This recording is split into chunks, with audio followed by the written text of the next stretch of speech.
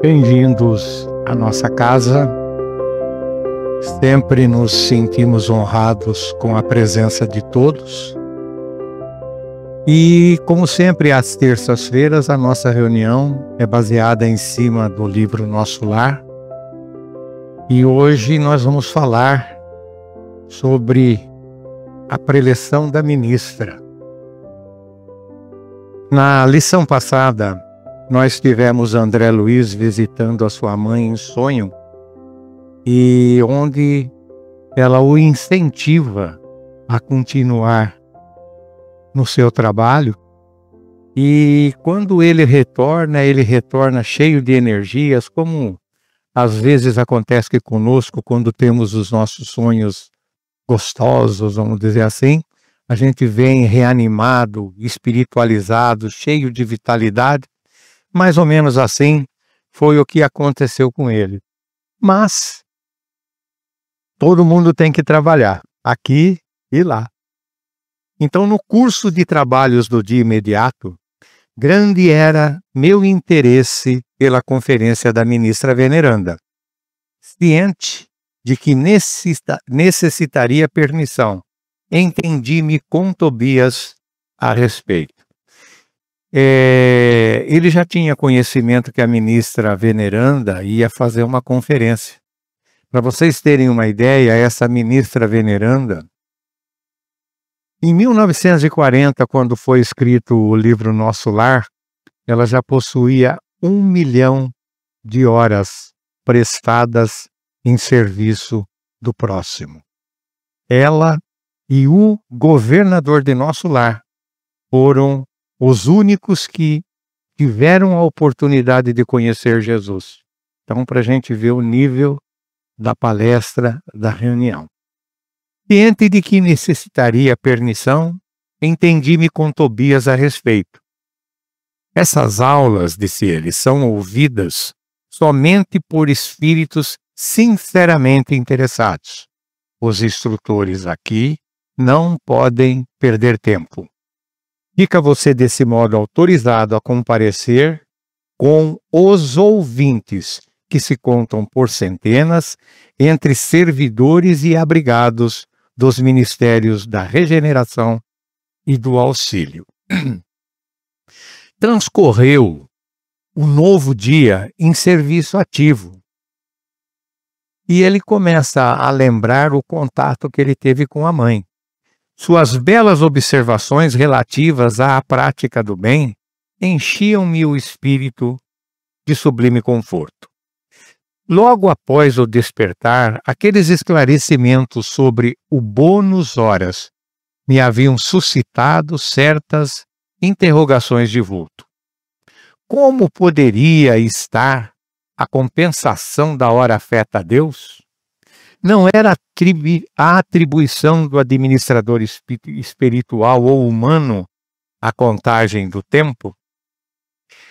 Aos administradores, em geral, esclarece Tobias, impende a obrigação de contar o tempo de serviços, sendo justo, igualmente, instituírem elementos de respeito e consideração ao mérito do trabalhador. Mas, quanto ao valor essencial do aproveitamento justo, só mesmo as forças divinas podem determinar com exatidão.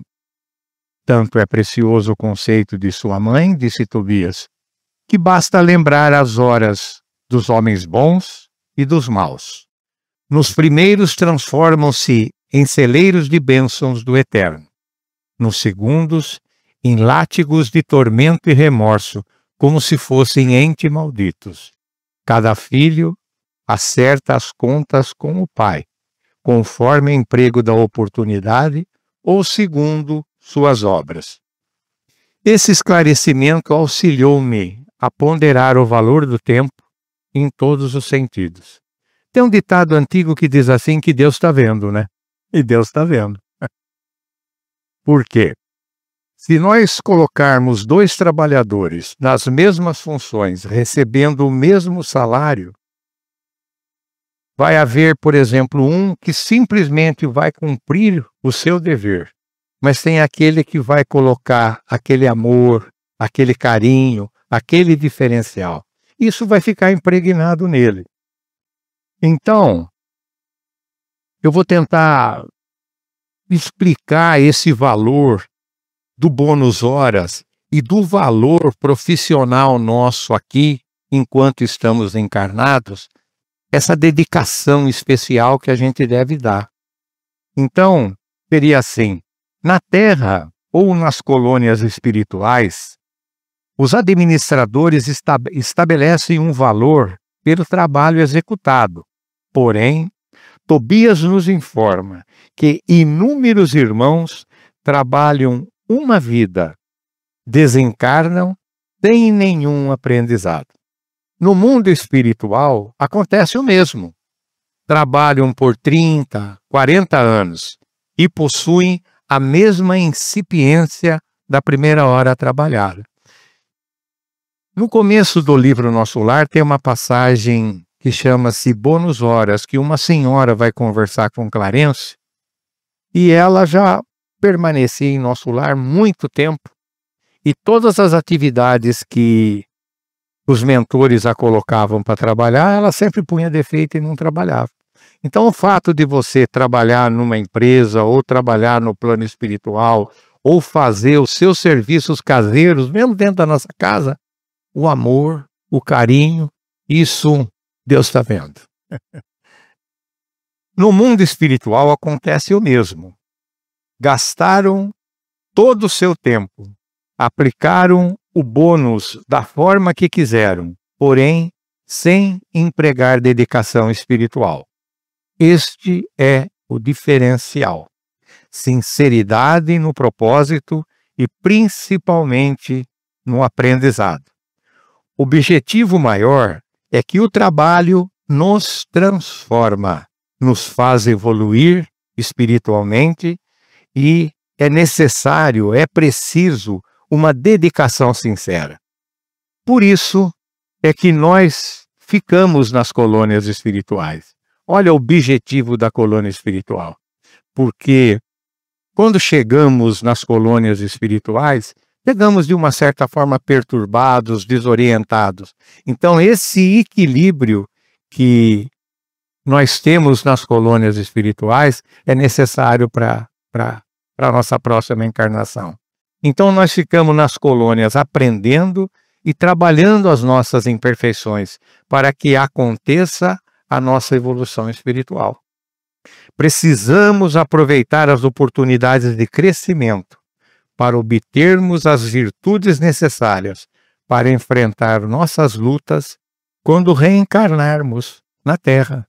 Então é necessário isso. Sabemos que existem muitas atividades aqui na Terra que não estão alinhadas com as leis divinas. Portanto, teremos que prestar contas com o Pai. Com as leis divinas, nós vamos ter que prestar contas. Vejam a importância do aprendizado, do conhecimento das leis divinas. Agora nós vamos falar da palestra da nossa irmã veneranda.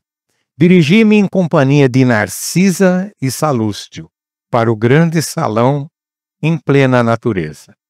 Verdadeira maravilha o recinto verde, onde grandes bancos de relva nos acolheram confortadoramente. Flores variadas, brilhando à luz de belos candelabros, exalavam delicado perfume. Na disposição comum da grande assembleia, notei que 20 entidades se assentavam em local destacado entre nós outros, e a eminência florida, onde se via a poltrona da instrutora. Estamos na assembleia de ouvintes. Aqueles irmãos que se conservam em lugar de realce são os mais adiantados na matéria de hoje. Companheiros que podem interpelar a ministra. Adquiriram esse direito pela aplicação ao assunto, condição que poderemos alcançar também por nossa vez. André pergunta: Não pode você figurar entre eles? Não, porquanto posso sentar-me ali somente nas noites que a instrutora verse o tratamento dos espíritos perturbados. Há, porém, irmãos ali que permanecem nos tratos de várias teses conforme a cultura adquirida. Então, Narcisa informa que ela não teria condições de participar desse pessoal que estava junto com a ministra Veneranda, porque a área dela era outra, né? A área desses espíritos já era uma área onde eles conheciam mais sobre os pensamentos. E isso aqui é muito importante porque, às vezes, em reuniões espíritas, nós falamos assim, vamos abrir a conversa para todo mundo fazer perguntas, etc.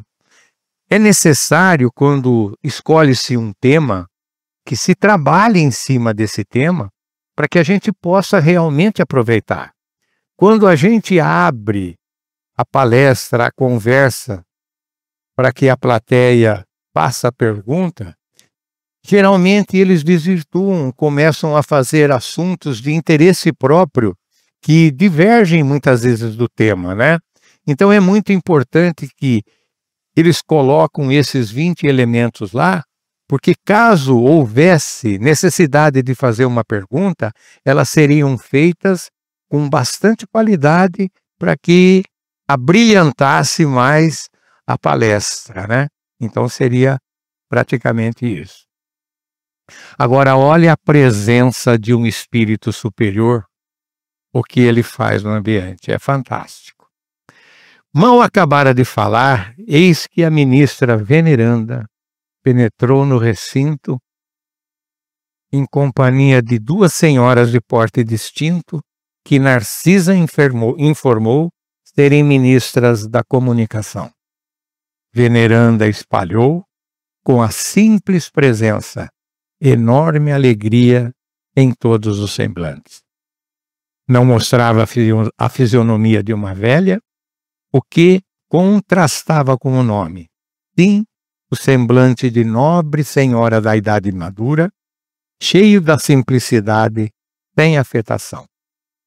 Depois de palestrar ligeiramente com os 20 companheiros, começou a dizer: encontra-se entre nós no momento algumas centenas de ouvintes que se surpreendem com a nossa esfera, cheias de formas análogas às do planeta.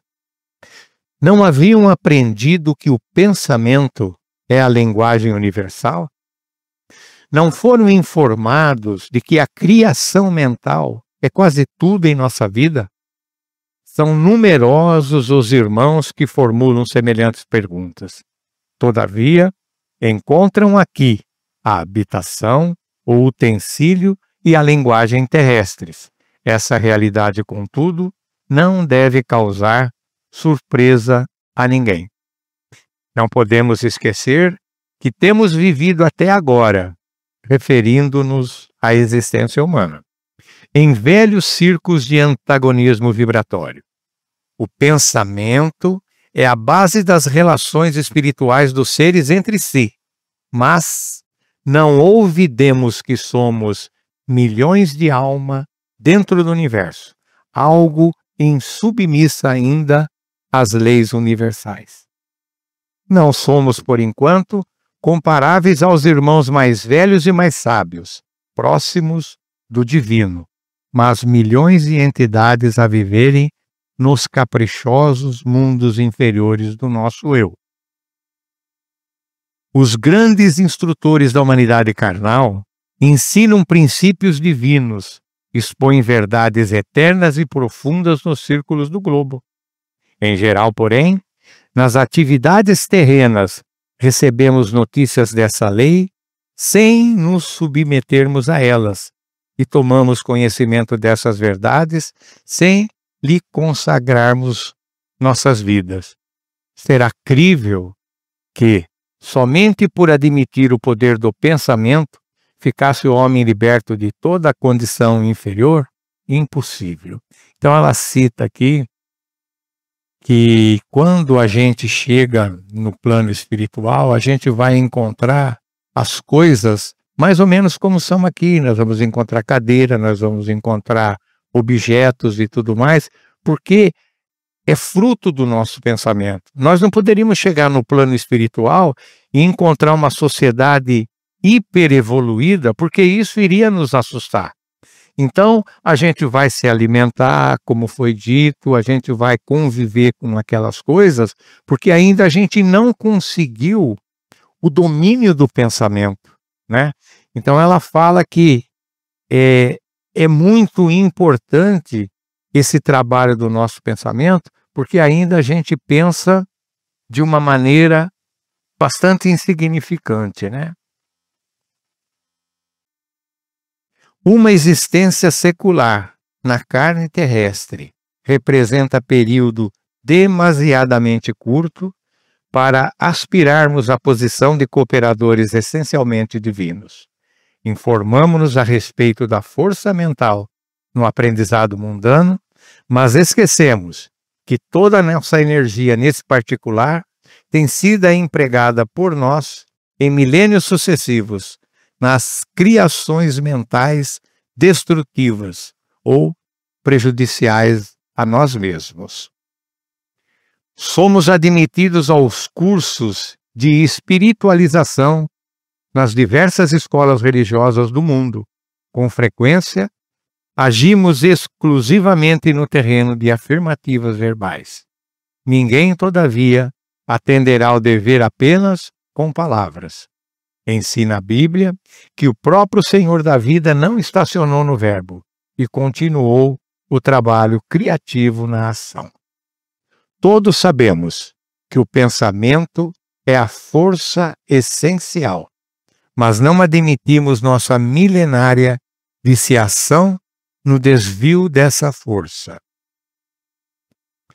Ora, é coisa sabida que um homem é obrigado a alimentar os próprios filhos. Nas mesmas condições, cada espírito é compelido a manter e nutrir as criações que lhe são peculiares. Uma ideia criminosa poderá produzir gerações mentais da mesma natureza. Um princípio elevado obedecerá à mesma lei. São informações riquíssimas, né? Que nós devemos aprender a cuidar do nosso pensamento. O pensamento é força viva. Se nós imaginarmos Jesus aqui agora, cada um de nós vai plasmar a mente de Jesus. E se eu pedir para vocês colocarem uma veste azul ou uma veste branca, vocês vão ver, olha como é o nosso pensamento. Nós criamos, o pensamento é vida, né? O pensamento é força viva em toda parte. É a atmosfera criadora que envolve o pai e os filhos, a causa e os efeitos, no lar universal. Nele transformam-se homens em anjos a caminho do céu, ou se fazem gênios diabólicos a caminho do inferno. Apreendem vocês a importância disso? Certo, nas mentes evoluídas, entre os desencarnados e encarnados, basta o intercâmbio mental, sem necessidade das formas. E é justo destacar que o pensamento em si é a base de todas as mensagens silenciosas da ideia, nos maravilhosos planos da intuição, entre seres de toda espécie. O que nós pensamos é captado. Se forem bons os pensamentos e se forem maus, a gente forma essa cadeia de pensamento. Dentro desse princípio, o espírito que haja vivido exclusivamente em França poderá comunicar-se no Brasil pensamento a pensamento, prescindindo de forma verbalista especial, que nesse caso sempre será a do receptor, mas isso também exige afinidade pura. Então nós estamos vendo que num futuro a conversa será pelo pensamento. Se um espírito chinês vier aqui, ele tem condição de comunicar com o médium e ele vai falar em português, porque o médium vai receber esses pensamentos e traduzir. Então, o pensamento, nós comunicamos no universo. Se nós estivermos num outro planeta mais evoluído ou menos evoluído, através do pensamento nós comunicamos com esse pessoal. Olha que fantástico! Dentro desse princípio, então, nós podemos conversar com alguém na França sem problema nenhum, porque não existe o problema de idiomas. Não estamos, porém, nas esferas de absoluta pureza mental, onde todas as criaturas têm afinidade entre si. Afinamo-nos uns aos outros em núcleos insulados e somos compelidos a prosseguir nas construções transitórias da Terra, a fim de regressar aos círculos planetários com maior bagagem evolutiva. Nosso lar, portanto, como cidade espiritual de transição, é uma bênção a nós concedida por acréscimo de misericórdia. Então, todas as cidades espirituais, todas as colônias espirituais, é uma bênção para nós, como foi dito, porque elas nos fornecem o equilíbrio espiritual e nos preparam para uma nova vida, para que a gente possa ser mais feliz. É aí. Nosso lar, portanto, como cidade espiritual de transição, é uma bênção a nós concedida por acréscimo de misericórdia. Para alguns poucos se preparem à ascensão e para que a maioria volte à Terra em serviços redentores. Olha, a maioria de nós ainda temos que redimir. Trabalhos redentores são de resgate. São de resgate. Então, nós somos preparados para que a gente possa vir e vencer, né? Compreendamos a grandiosidade das leis do pensamento e submetamo-nos a elas desde hoje. Logo após a suave música, encheu o recinto de cariciosas melodias, sem qualquer solenidade nos gestos, para evidenciar o término da conversação, findou a palestra com uma pergunta graciosa. Indaguei Narcisa surpreendido. Que é isso? Acabou a reunião? A enfermeira bondosa esclareceu sorridente.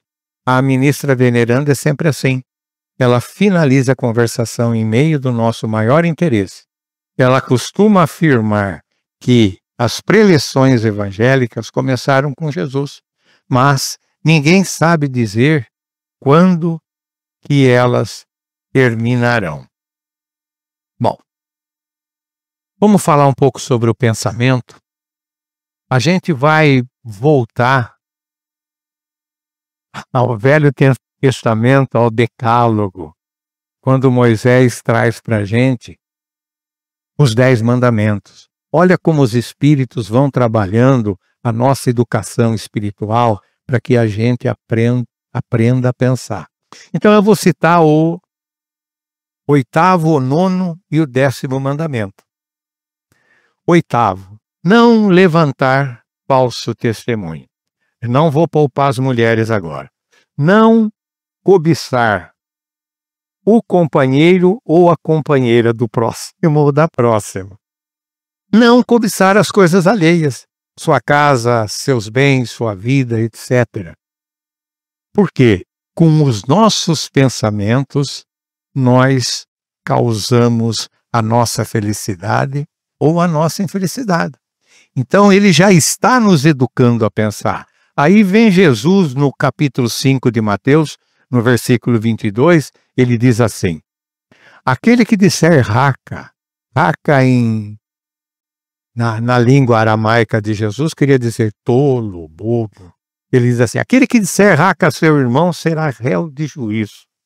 O que Jesus queria dizer? Jesus ressalta a importância de cuidar de palavras e ações que temos com os outros, pois elas podem ocasionar sentimentos de raiva, ódio e até insultos, levando até a ocorrer atos violentos. E nós sabemos disso. Vocês pegam aí hoje o nosso zap, a gente solta aí uma mensagem mentirosa, caluniosa, de repente aí nós estamos jogando um contra o outro Então, eu estou usando esse exemplo porque é fácil. Aquele que levanta um falso testemunho, aquele que demanda pensamentos perniciosos sobre os outros, ele está recebendo isso e de volta para ele, né?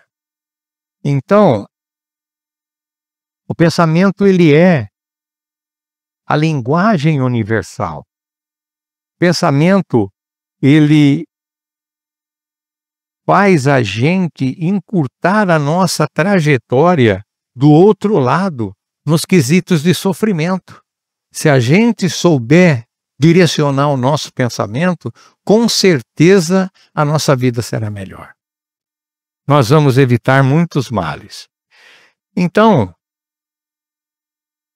quantos de nós, no qual me incluo, né, já conhecemos essas lições? Então a gente pergunta, quando é que a gente vai colocar os nossos pensamentos em prática? Quando é que nós vamos tentar administrar os nossos pensamentos? Porque nós vibramos de uma forma positiva e negativa ao mesmo tempo. Se nós conversarmos com um indivíduo coisas produtivas, vai estar tudo bem, mas de repente se chegar alguém e jogar alguma ideia negativa, a gente assimila aquilo de imediato. Então nós não temos ainda um domínio perfeito dos nossos pensamentos. Fazemos nossa reforma íntima para aplicar em nossas vidas, para nos libertarmos dessa matéria densa que a gente convive com ela, né? Então a gente vai ver novamente que quando a gente chegar do outro lado, não tem milagre. Nós somos o que somos. Então a gente tem que aprender a disciplinar os nossos pensamentos. E nós temos as colônias espirituais que nos recebem do lado de lá, que são uma bênção, repetindo novamente para nós, porque elas vão nos orientar, vão nos equilibrar, nos ensinar a pensar novamente, para que a gente volte e tenha resultado. E a ministra diz assim, que poucos vêm numa condição mais superior. A maioria ainda de nós voltamos para o planeta Terra a nível de resgate. Então,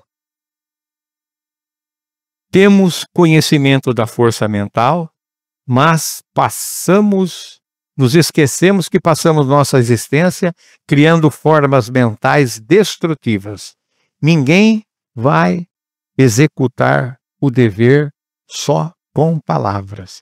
Temos que exercitar nossos conhecimentos, aplicá-los para que aconteçam as mudanças. O pensamento é a força essencial em nossas vidas. Através dele, isso é muito importante. Podemos mudar nosso estado de espírito, transformar as nossas vidas, eliminar sintomas depressivos, curas, doenças físicas e psicológicas. Porque todas as doenças que nós possuímos, elas são adquiridas por nós. É o bate e volta. Eu penso bem, eu recebo bem, eu vibro mal, o mal retorna a mim, me trazendo uma série de problemas. Se nós levantarmos emitindo pensamentos negativos, eu garanto que todos nós estaremos no final do dia passando mal. Então a gente precisa aprender a trabalhar os nossos pensamentos. E é a cura, é aquilo que Jesus nos ensina, né? Olha, os antigos já diziam, né? Mente sã, corpo são. É antigo isso, nós todos sabemos, mas ainda nós gostamos de falar mal dos outros, né? Então, a gente tá. Então, o grande desafio que fica é o desafio da mudança. Vamos mudar, né? Vamos patrulhar melhor os nossos pensamentos. Como é que nós vamos administrar os nossos pensamentos a partir de hoje? Porque sabemos, né, o que nós podemos fazer. Só para finalizar, se você colocar amor nas coisas, ela sempre vai ficar melhor. Pode ser aquela comidinha simples, pode ser aquela casinha simples, mas se você recebe uma pessoa com sorriso, com carinho, com atenção, já muda as coisas. Olha como que é importante essa emissão de pensamento que a gente faz no nosso dia a dia. As inimizades que nós fazemos, porque a nossa cara carrancuda, a forma de olhar, e assim vamos lá. Agradeço a vocês e a semana que vem nós vamos ter 2 leituras, vai ser o capítulo 38 e o 39. Então nós vamos ouvir o caso Tobias, nós vamos ouvir a senhora Laura e também nós vamos ouvir a senhora Néia, né, que vai nos explanar sobre esses assuntos e vai ser muito bom. Muito obrigado, gente. Muito obrigado. Boa noite a todos. No assunto que o Roberto trouxe para nós aí do André Luiz, com a palestra da Veneranda, ele já falou quem era a Veneranda, né? Era uma entidade bem evoluída lá no nosso lar. E ela e o governador só que tiveram contato com Jesus. E falou sobre o pensamento. O pensamento é tudo que a gente aprendeu. Tudo que a gente aprende na doutrina, a gente vê que o pensamento é tudo. Tudo aquilo que a gente pensa fica marcado no nosso perispírito. E o que a gente leva para o plano espiritual é o nosso perispírito, certo? O corpo físico fica, o perispírito vai. E tudo aquilo que a gente pensa fica registrado. É como se fosse uma foto que é tirada e fica gravado no perispírito. Então, olha o quanto o pensamento é importante, né? E é lógico assim, a gente, no dia a dia, que nem o Roberto falou, a gente varia muito a nossa frequência. Hora tá boa, hora tá ruim. Então não é que você teve um pensamento mal, por exemplo, nossa, já marcou, já era. Mas é aquela coisa de você ficar pensando constantemente naquilo lá, né? Sempre tá pensando negativo, sempre tá com aquele pensamento que você não vai conseguir as coisas e tal. Então esse tipo de coisa é que acaba marcando o nosso perispírito. E chegando no plano espiritual, qualquer um espírito vai bater o olho na gente e vai estar lá toda a nossa fotografia. Quem nós somos, o que a gente pensa. Então, por isso que é importante a gente vigiar o nosso pensamento, igual Jesus falava, né? Orar e vigiar, é vigiar o nosso pensamento, né? E assim, a gente tem que procurar sempre a nossa reforma íntima, né? Nós não somos perfeitos, nós estamos aqui porque a gente precisa aprender, assim como o Roberto falou que lá nas colônias a gente aprende, que é uma etapa que a gente tem que passar para aprendizado, e aqui também, né? Então a gente precisa sempre estar muito preocupado com essa reforma íntima, para a gente sempre, que à medida do possível, seguir os ensinamentos de Jesus, né, e viver nossa vida praticando os ensinamentos de Jesus. É difícil, mas a gente tem que tentar. Se a gente não se esforçar e não tiver a força de vontade, aí fica impossível, né? Então é isso aí, gente. É agradecer demais a presença de vocês, né? E até amanhã, se Deus quiser, e que Jesus vá com gente para nossa casa. Um abraço a todos. Obrigado.